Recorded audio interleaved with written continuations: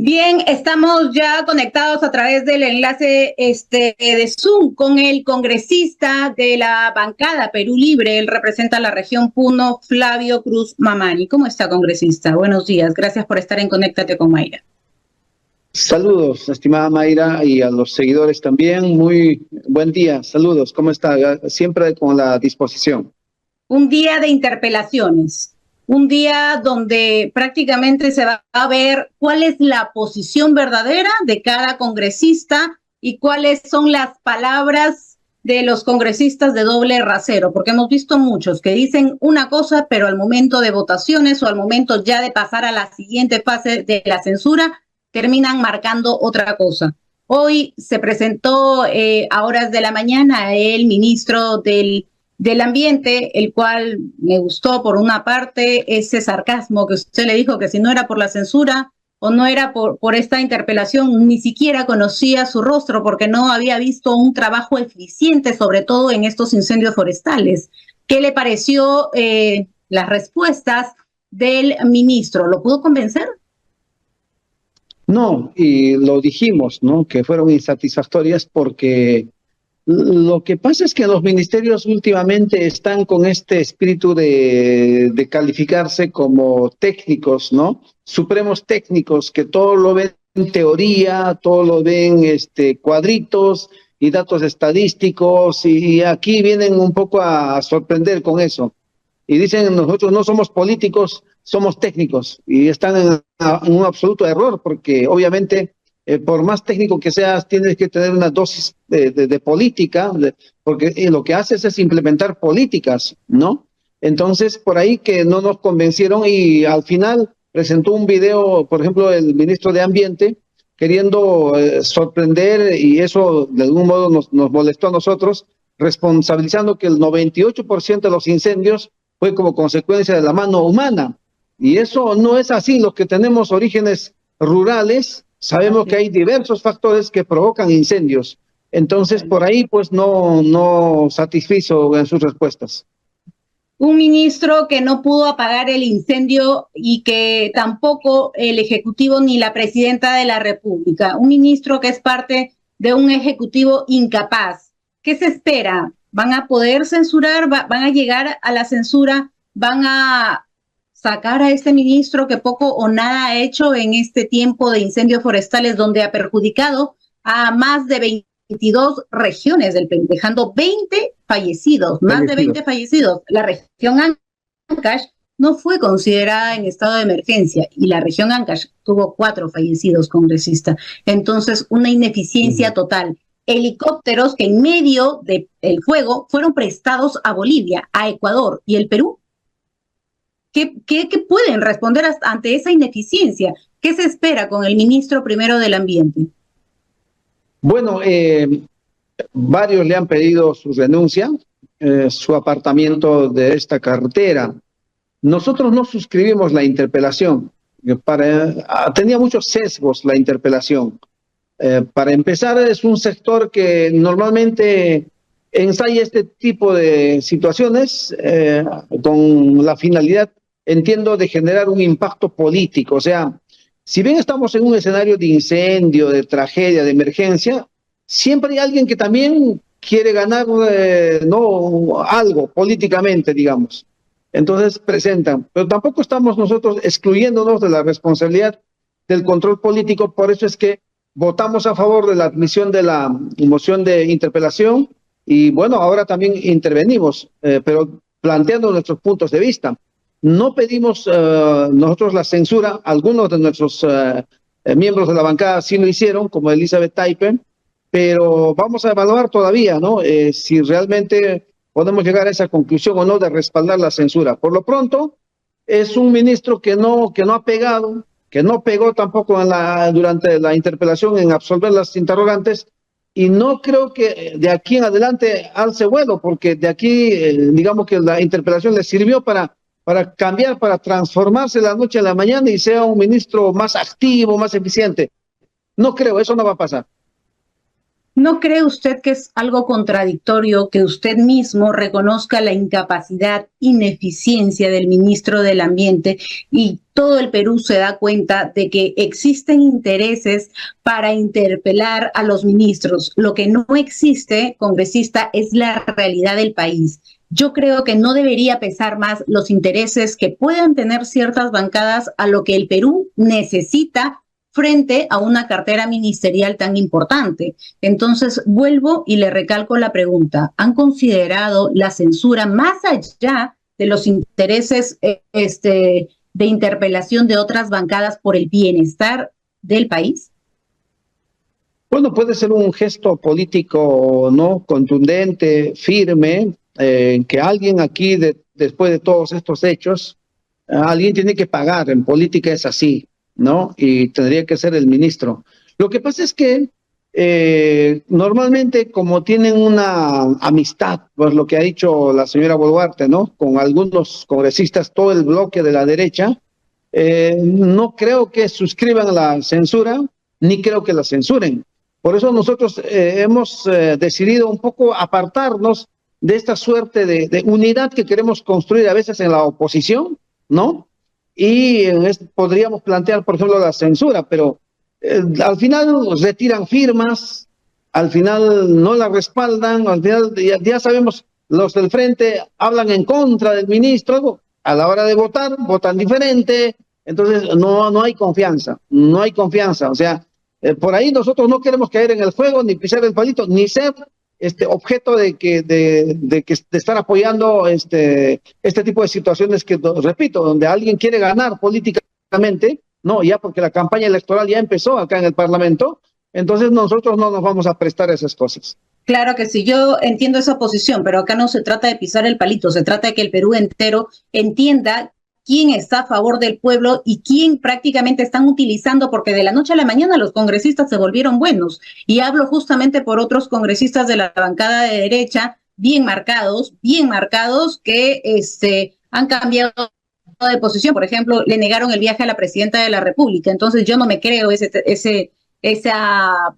careta que han puesto, porque acá hay definitivamente una pre-campaña política, pero también ¿no cree usted que sería el momento indicado para salir de esa situación o de los cuestionamientos en donde se señala que la bancada de Perú Libre sería parte también del respaldo al gobierno de la señora Dina Boluarte por un intercambio de favores de proteger al señor Vladimir Cerrón?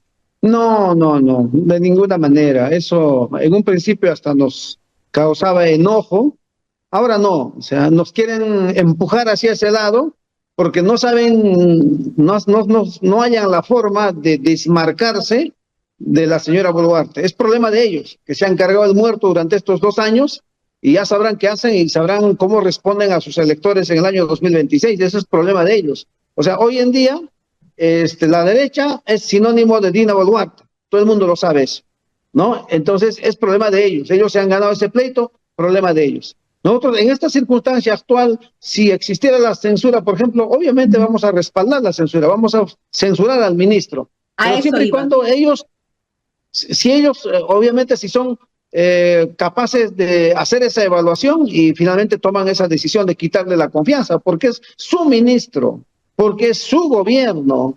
Entonces, imaginará usted, nosotros desde la oposición, lógicamente lo hacemos por nuestras propias razones, no porque ellos estén entrando en una falta de entendimiento, porque eso es lo que se percibe, y eso se ha notado en la votación de autorización del viaje de la señora Boluarte, eso es lo que ha pasado, ¿no? Entonces, veamos, pues así se mueven las cosas acá, siempre el espacio político es movido, y aquí más que en cualquier parte se percibe, ¿no? Totalmente, es su gobierno, pero también ustedes son los representantes de su país y creo que deberían tener una posición más marcada. Ya que usted habló de la derecha, yo lo he escuchado en diferentes entrevistas y me gustaría saber el contexto de la postura derecha humanista el cual ustedes ahora se consideran. Siempre fuimos derecho humanistas, ¿no? Para nosotros la vida y la salud son los bienes jurídicos superiores sobre cualquier otro derecho. Puede ser la propiedad, puede ser la libertad, pero por encima de esos derechos está la vida. Entonces no podemos estar hablando como a alguien se le ocurrió estos días de pena de muerte, de esas cosas. No, no, no, no. Totalmente. Hay medidas urgentes que hay que tomar, como la represión de quien tiene el monopolio de la fuerza, de la violencia, que en este caso es la Policía Nacional a través del Ministerio del Interior. Tienen que actuar. O sea, si hay que detener, si hay que juzgar, encarcelar, pues hay que hacerlo. Esas son medidas inmediatas de la circunstancia. Pero nosotros también, además de ser derechos humanistas, somos también un partido que representa el desarrollo por el lado de la educación, la salud, el agro. Por lo tanto, creemos en que hay que atacar las causas también, no solo las consecuencias. En ese sentido, hay que promover más educación en este país. Hay que crear más institutos tecnológicos, CETPROS, universidades, hay que implementarlas, hay que capacitar docentes, hay que educarlas. Y se me ocurre nada más, porque no se vaya a malinterpretar, hay que encarcelarlos dentro de instituciones educativas, estudiando a los jóvenes, ¿no? Para que no terminen como pueden terminar siendo delincuentes cuando sean grandes. Hay que tener una justicia para el país y en este momento se está tocando los temas de justicia ambiental y la delincuencia, que también se va a interpelar al ministro del Interior. Es por eso que yo insistía en mi pregunta, ¿no? El hecho de que espero que ellos presenten, si no presentan, yo no lo presento porque es un tema político, que están buscando intereses. Sí, es cierto, yo concuerdo con usted, con lo que usted dice. Están buscando intereses políticos porque ya entraron en una precampaña, pero eso no puede perjudicarle al Perú entero de tener una clase de ministro del ambiente que no representa, un ministro del ambiente que prácticamente no hace nada y que se lava las manos como Poncio Pilato. Ahora, a mí me gustaría también preguntarle, congresista, se le dieron las facultades legislativas al Ejecutivo para poder supuestamente mejorar el sistema de seguridad ciudadana. ¿Qué ha hecho hasta el día de hoy el Ejecutivo para responder esas facultades legislativas? Estamos en medio de una delincuencia, inseguridad ciudadana, ola de sicariatos, y la verdad que creo que en el tema de seguridad no existe, y me atrevo a decir, un plan estratégico que le haga frente. ¿Se equivocaron? ¿Pueden hacer un mea culpa en ese aspecto, en haberle dado esas facultades legislativas al Ejecutivo? Nosotros no, porque nosotros votamos en contra.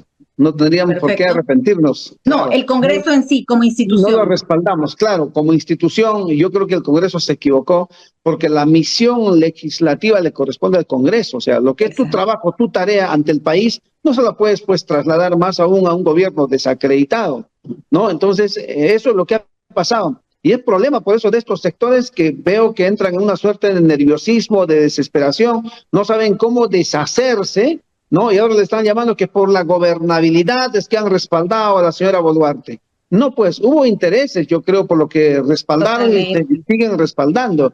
Y ahora, bueno, están en peligro de que el pueblo los va a golpear en el año 2026 por todo lo que hicieron. Entonces, repito, nosotros de ahí sacamos cuerpo, porque nuestras censuras son políticas públicas y ya para nosotros es no solamente estos ministros, sino el gobierno, todo el gobierno está censurado para nosotros, ¿no? Ya como si no existieran. Igualmente, los ministros que vengan de la misma manera, o sea, nosotros no, repito, por eso digo no caemos en el juego. Hay una censura formal, es verdad, hay documentos, firmas, perfecto, sí, ¿no? No vamos a caer en ese juego, pero censurados están. Y si hay que votar por una censura o por una vacancia, lo vamos a hacer, obviamente, justo en la mirada del clamor popular que quiere ese tipo de castigos políticos que hay que darle a los gobernantes del turno en este momento en el Ejecutivo. Totalmente de acuerdo con usted, congresista. Ahora, también asistirá el ministro del Interior, el ministro Santibáñez, quien está tan cuestionado, quien está tan mencionado en distintos casos de presuntas organizaciones criminales. El último, el caso de Chibolín, tenía una gran cercanía. Entonces, ¿cómo queremos mejorar una seguridad ciudadana en el país donde tenemos un ministro que no sabemos de qué bando está? Discúlpeme la expresión, pero el sector transporte está exigiendo, ya salieron a las calles, ya marcharon, ya pidieron que esto pare. No se puede manchar más de sangre por culpa e ineficiencia de un gobierno y de un ministro que no tiene la capacidad y altura para resolver los problemas de inseguridad ciudadana en el país. ¿Cuál es la apreciación? ¿Cuál será su respuesta ante este pliego de interpelatorio al ministro del Interior, Santibáñez? Tampoco es un ministro que haya dado la talla como para responder a esta expectativa nacional de lucha contra la criminalidad.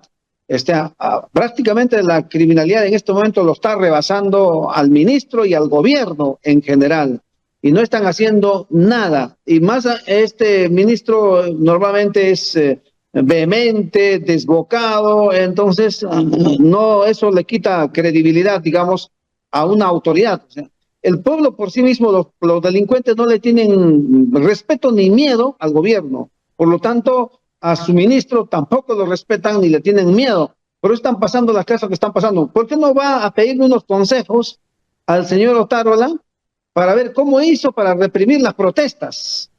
Y arma su ejército y llena avenidas y calles.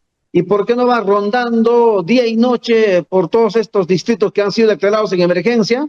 Y a ver si así los disuade o saca a todos los delincuentes que estén ahí. Entonces, ¿por qué no toma ese tipo de estrategias? ¿No? O sea, no podemos ser valientes para la gente humilde, campesina, que vino a buscar justicia nada más en aquel tiempo, y para estos señores que en realidad matan, asesinan, ¿no? Y roban. Entonces, yo creo que el gobierno tiene que ponerse como tal en esa postura, ¿no? No, para unos sí vas a aplicar la ley y la fuerza, y para otros te vas a poner nervioso. O sea, eso está fallando. Yo creo que por ahí este ministro tampoco tiene esa expectativa. Por ahí salió que quiere ser presidente. ¿Se da cuenta cómo está utilizando el cargo para hacerse conocer? ¿No? Lamentablemente la gente también en este país busca a personajes que en algún momento fueron mediáticos y votan por ellos. Quizá esa estrategia está utilizando él para que sea una persona conocida, a ver si le surte por ahí ser congresista o hacer su partido político más adelante. O sea, al margen de su verdadero rol, que es luchar contra la criminalidad. De que va a ser presidente, yo puedo pensar que sí va a ser presidente, pero de algún pabellón congresista, de algún pabellón donde le toque estar, porque definitivamente tantas cosas que van saliendo es algo insólito que siga libre y que muchas personas se sigan burlando de la justicia. Ahora, el sector transporte está pidiendo la derogación de la ley del crimen organizado, ley que salió prácticamente de su bancada congresista. ¿Cuál es su opinión, su posición? Sabemos que esta ley ha regresado a comisión, pero ¿están dispuestos a derogarla? A ver, yo creo que yo pediría serenidad a la población, a los transportistas. Nuestra solidaridad, estamos con ellos. No quiero pensar que detrás de ellos hay alguien que esté promoviendo eso y que ellos estén mal entendiendo la situación. Esta ley yo le llamaría más como una ley de precisiones, una ley de evolución, una ley que mejora más bien el sistema de justicia en el Perú. Lo han satanizado tanto, lo han estigmatizado, que ahora derogar es ya borrarlo del mapa de plano, y eso no me parece. Yo no voy a hablar por mí mismo, sino por autoridades que han opinado a favor de esto, o sea, abogados, instituciones que respaldan, porque se está confundiendo la población, sobre todo en el tema del abogado, ¿no es cierto? De uno tiene que esperar al abogado para el tema del allanamiento. El allanamiento está definido y está organizado, que tiene 3 momentos. El momento del descerraje, el momento del registro y el momento de la incautación.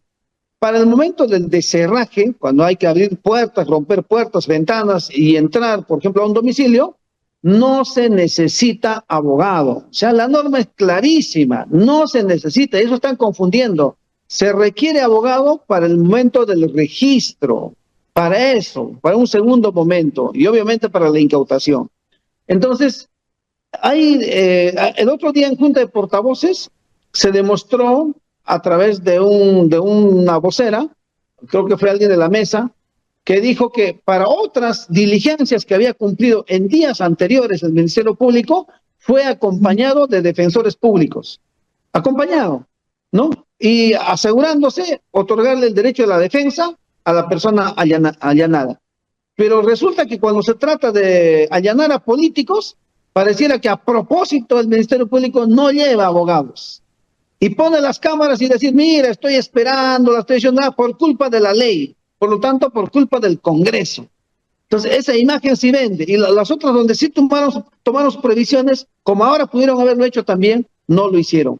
Entonces, ahí más bien vamos a ir por el fortalecimiento de la defensa pública, donde efectivamente ahí se necesita más presupuesto de repente, más abogados. Abogados hay suficiente en el país para que puedan hacer la defensa de la persona que va a ser objeto del allanamiento. Entonces, repito, como usted ya lo ha adelantado, va a pasar la Comisión de Justicia, que participen expertos, entidades, todo el mundo se debatirá y que vuelva al Pleno y ante el país demos una imagen razonable de ratificar esa ley como está o de repente modificarla en algo. Estamos en democracia y nosotros también en Perú Libre somos flexibles si alguien nos hará entender de otra manera.